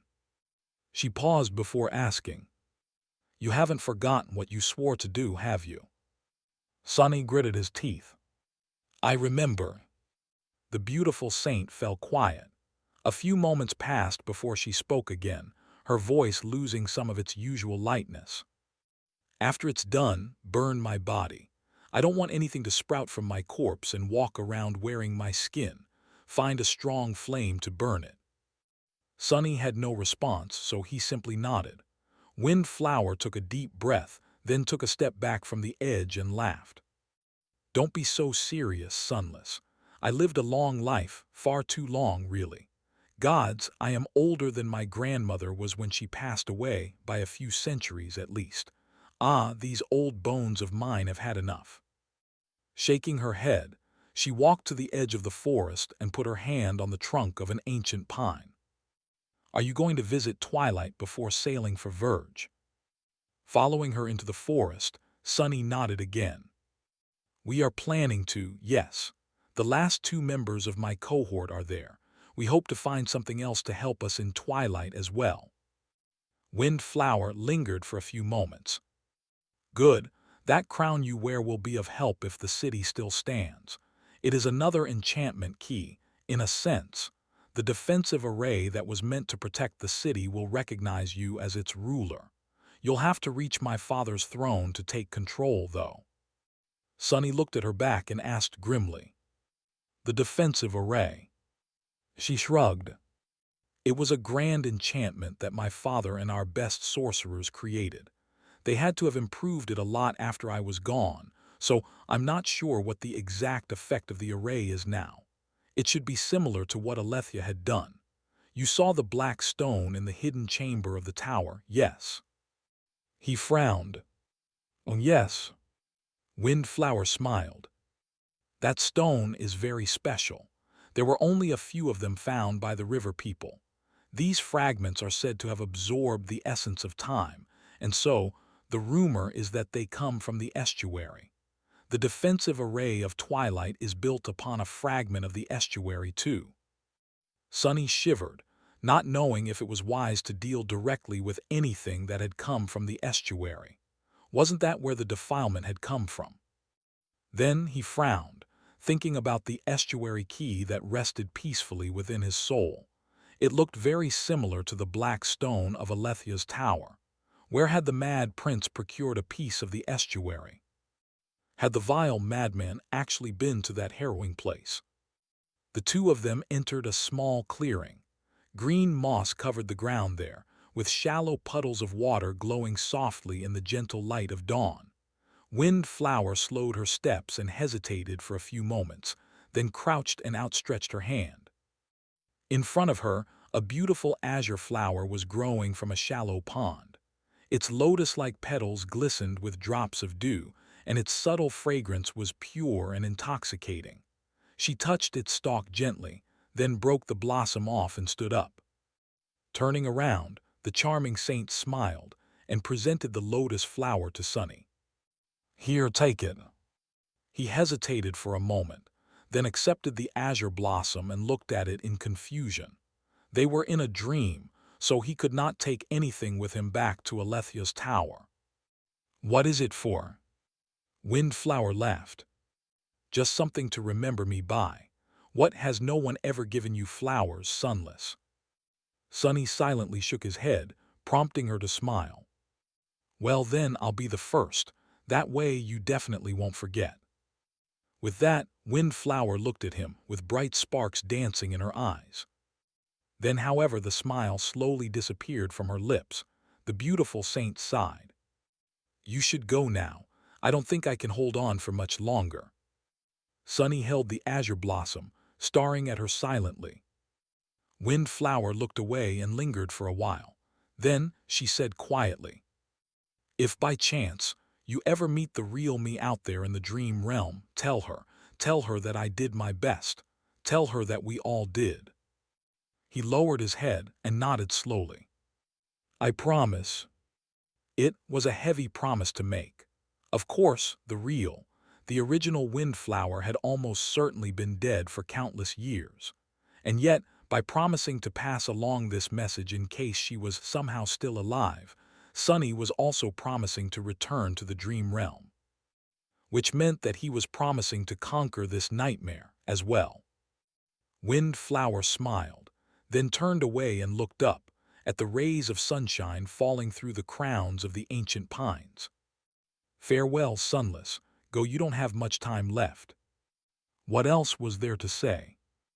He remained motionless for a few moments, then gritted his teeth, closed his eyes, and breathed in the fragrance of the azure blossom. Darkness embraced him softly. When Sunny opened his eyes again, he was back in Alethea's tower. His hands were empty. The beautiful blossom was gone, erased with the rest of Windflower's dream. After returning from Windflower's dream, Sunny did not linger for a long time before completing his grim task. Every minute he wasted was 1 minute more that she had to suffer resisting the inevitable spread of corruption.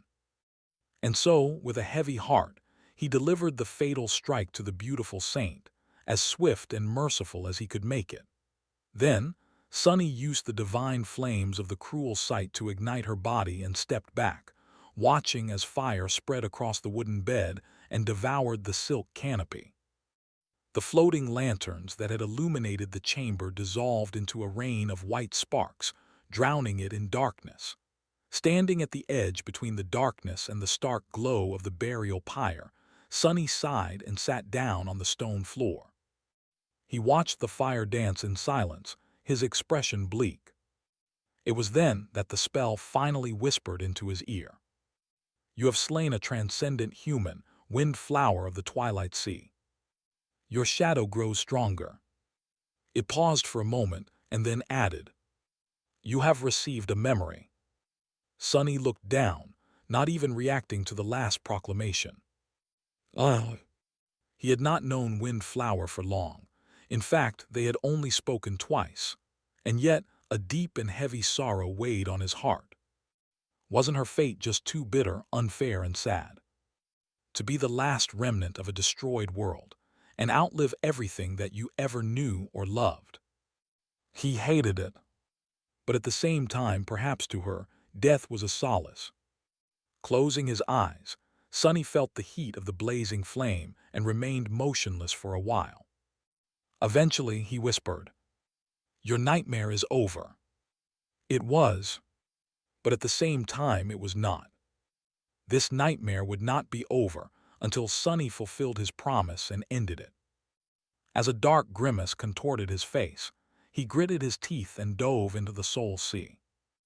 There, the 5 black suns hung above the still expanse of dark water, just like always. The legion of silent shadows stood motionlessly in the darkness, just like always. The lightless sea of his soul was quiet and tranquil, just like always.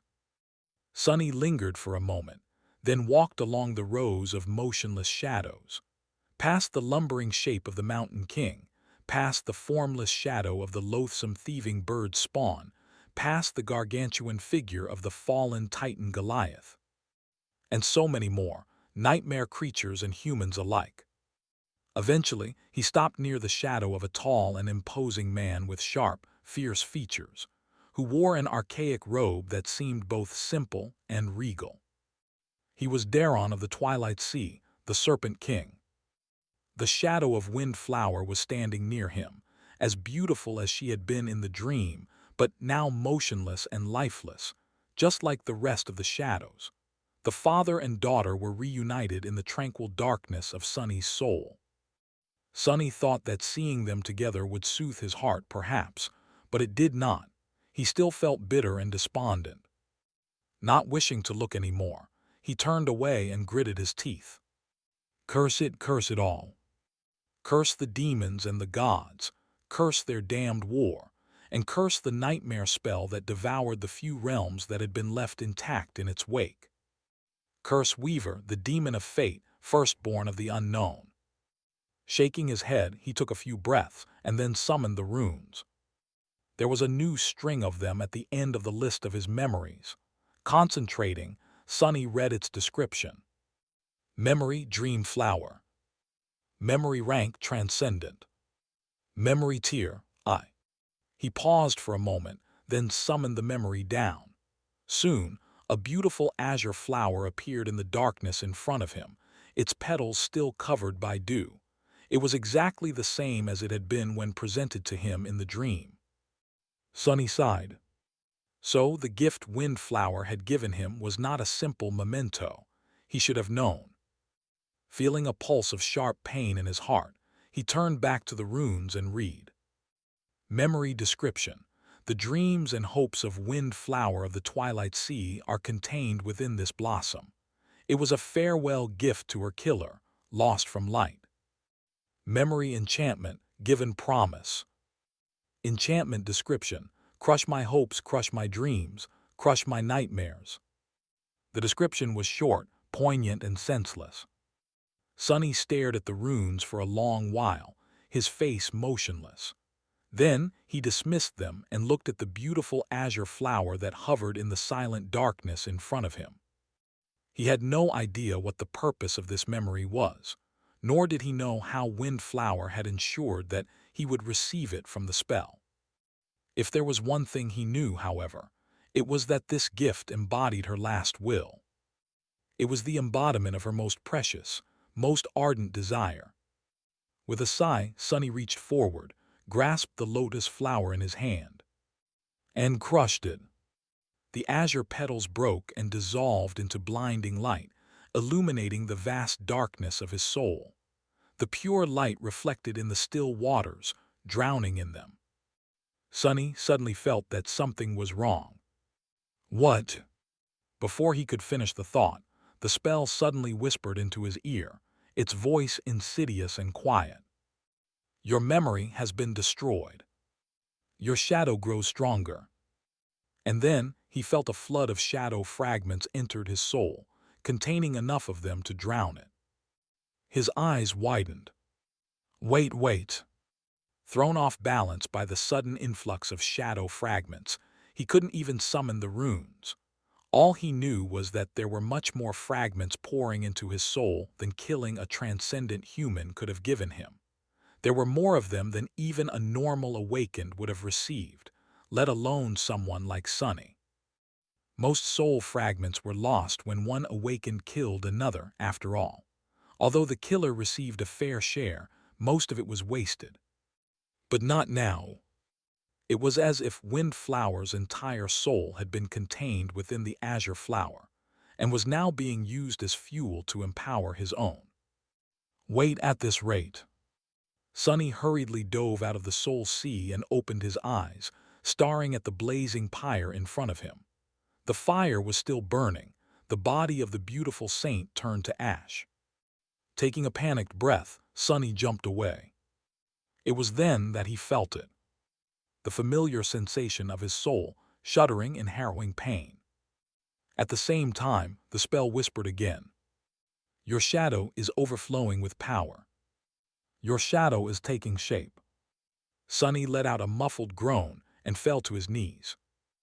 Deep in the darkness of his soul, a new shadow core was being born. Your shadow is complete. Sunny let out a hoarse sigh and uttered a stifled curse. He was standing on one knee, pressing his fist against the stone floor of the tower. His face was pale as that of a ghost, contorted in a pained grimace. The terrifying agony of having a new shadow core form in the depths of his soul was slowly subsiding. He had risen to a new class. This was not the first time Sunny had gone through the familiar torment, but the sudden torrent of shadow fragments caught him entirely by surprise. He did not pass out from the pain, or even fall down, but it was far from pleasant. Gods, what happened? Standing up with a groan, he swayed slightly and summoned the runes. Name sunless. True name lost from light. Rank ascended. Class terror. Shadow fragments 7/6000. Sunny stared at the shimmering runes silently. Terror. He inhaled deeply.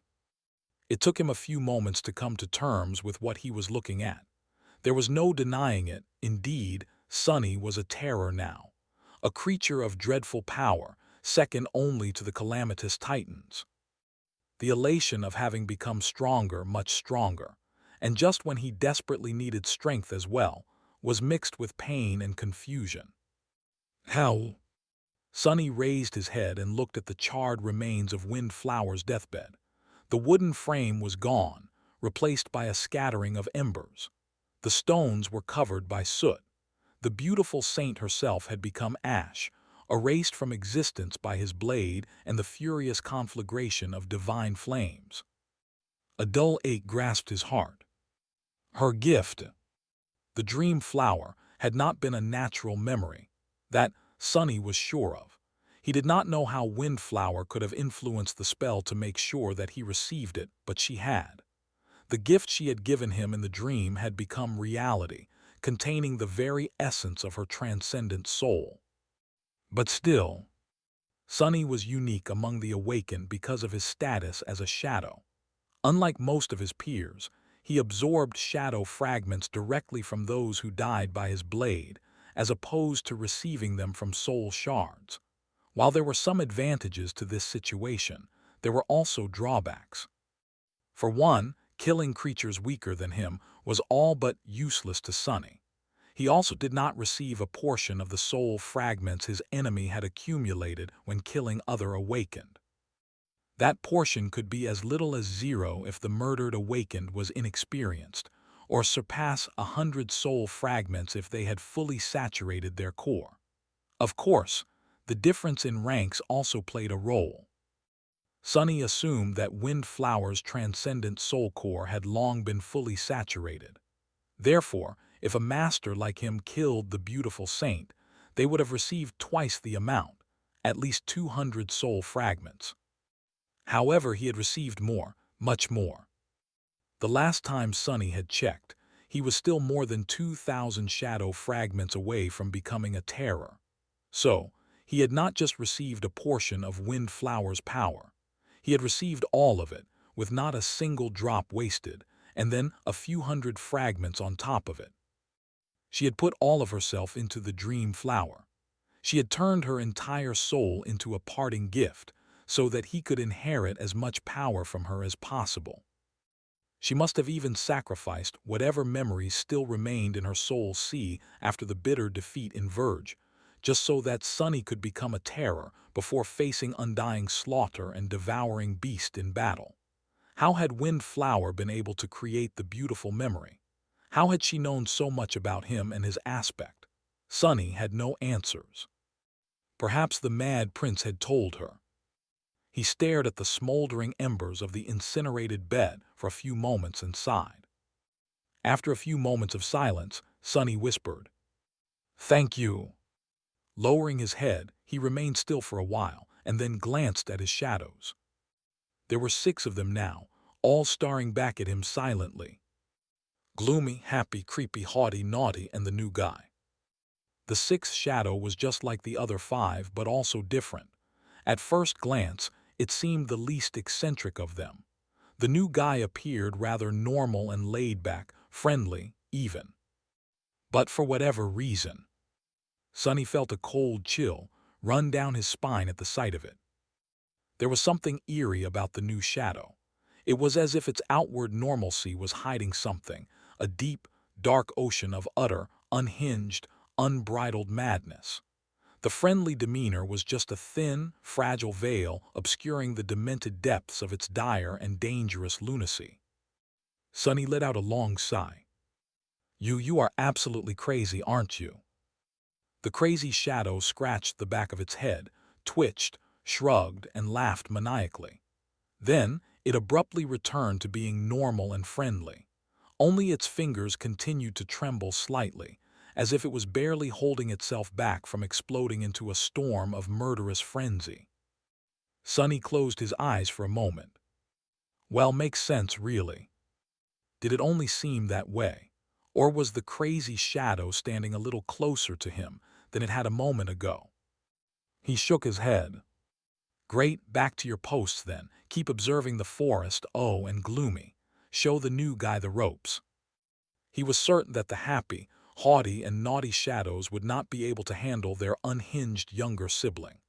The creepy guy, meanwhile, why, Sunny could just see him becoming the crazy newcomer's admiring minion. The gloomy shadow, though, would have no problem taming the lunatic. Gloomy was the true terror among his helpers. After spending one day with the original shadow, the new guy would not dare to create trouble. Sunny almost felt pity for the 6th shadow. Said terror, meanwhile, glowered at him for a few moments, then shook its head contemptuously and beckoned the crazy guy to follow. Soon the shadows disappeared, leaving him alone. Sunny lingered for a while, then took a few steps back and sat on the floor.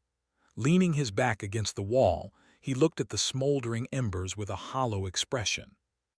It was already a new day, the first new day Alethia's island had seen in countless years.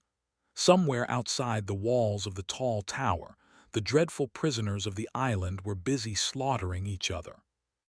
Soon Sunny's companions would wake up, and then the last act of this vicious play would begin. Outside Alethia's tower, the island was still the same, and yet it was entirely new. The mist still flowed between the ancient pines, and the frozen nightmare creatures were still standing on the white stone bridge. But it was a new day. Sunny could already observe subtle changes. The fog was growing thinner. Devouring Beast, who should have been in the vicinity of the tower at that time, was nowhere to be seen. He did not dare send his shadows out to scout, but he knew that the bestial giantess was now somewhere else on the island, hunting different prey than usual. Undying Slaughter was somewhere there, as well. For a moment, Sunny wanted to release the fragment of the Shadow Realm. The not knowing of it all was gnawing at him, but in the end, he held himself back. Nothing was going to change if he knew every minute detail of what was happening to the two defiled saints. The only thing that mattered was the end result, whether the plagues were going to prevail against the prisoners of Alethia's island or not, and that question was not going to be answered anytime soon. So Sunny was left alone with his dark thoughts for a short while. Then he heard the sound of footsteps and saw Nephi's climbing the steps. She entered the bedchamber and froze for a moment, looking around with her usual indifferent composure. Her gaze lingered at the soot covering the walls and then settled on Sunny. He looked up from where he was sitting on the floor and met it silently. Nephi's lingered for a moment. "I wanted to congratulate you on becoming a terror, but you don't seem to be very excited." Sunny looked away and shrugged, not knowing what to say. Was he supposed to express his indignation at Windflower's inevitable death? That would be a bit childish. She was not the first person he had met who deserved a less bitter end, and would certainly not be the last. Saying such things to Nephi's, who had lost and buried her own share of precious people, seemed especially cruel. With a sigh, Neph walked over and sat down near him. She hesitated for a bit, then gently put her arm around his shoulder. "Did you fulfill your promise to the sleeping saint?" Soothed by the familiar steadiness of her even voice and the warmth of her embrace, he nodded. "Yeah, she wanted me to burn her body so, well, you can see." After a while, a heavy sigh escaped from his lips. "It is a bit strange, don't you think? The nightmares are supposed to be trials of strength for us, the challengers. But what I remember the most is the strength of the illusory people who lived, struggled, and died in these conjured worlds.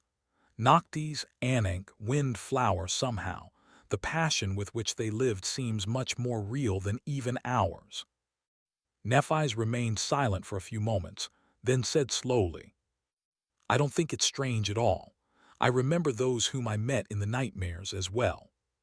She paused before adding, her voice a little lower than before, "Even though sometimes I wish to forget." Sunny smiled bitterly. Wouldn't it be nice to forget some things? He was thinking about how nice it would be to forget all the agony he had experienced on Alethia's island just recently. It had only been a few months of torment, and yet he was almost driven mad. If the loop continued for another month, a year, a few years, maybe Sunny would have indeed grown to resemble that bastard, the Mad Prince. Shaking his head, he looked at the soot and embers left in the wake of Windflower's deathbed and fell silent.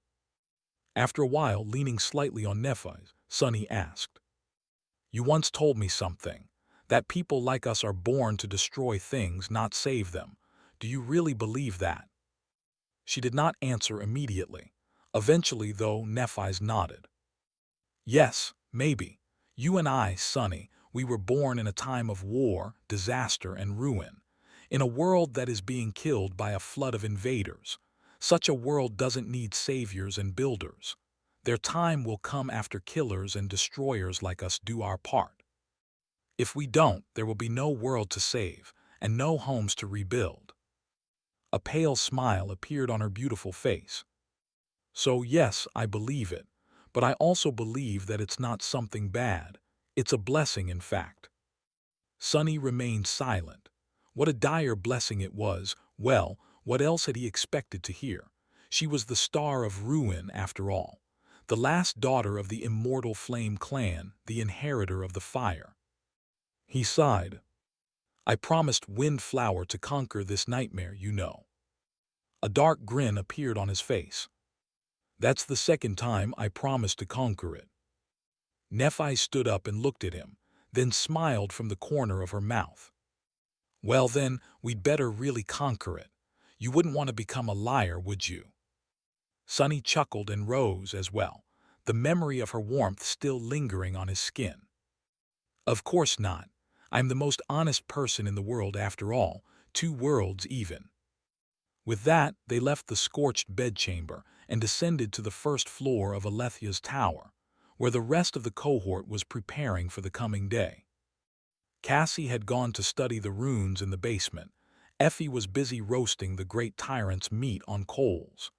Jet had dismissed her damaged armor and was sitting on top of the covetous coffer, lazily mending a piece of leather clothing. Noticing the 2 of them, she looked up and smiled. Hey, what's the plan for today? Sunny tried not to stare where he was not supposed to stare and coughed. Nothing much. Rest, recuperate, gather our strength. He paused for a moment and then added, his voice grim. We are going to need as much strength as we can muster to defeat your evil twins, starved or not.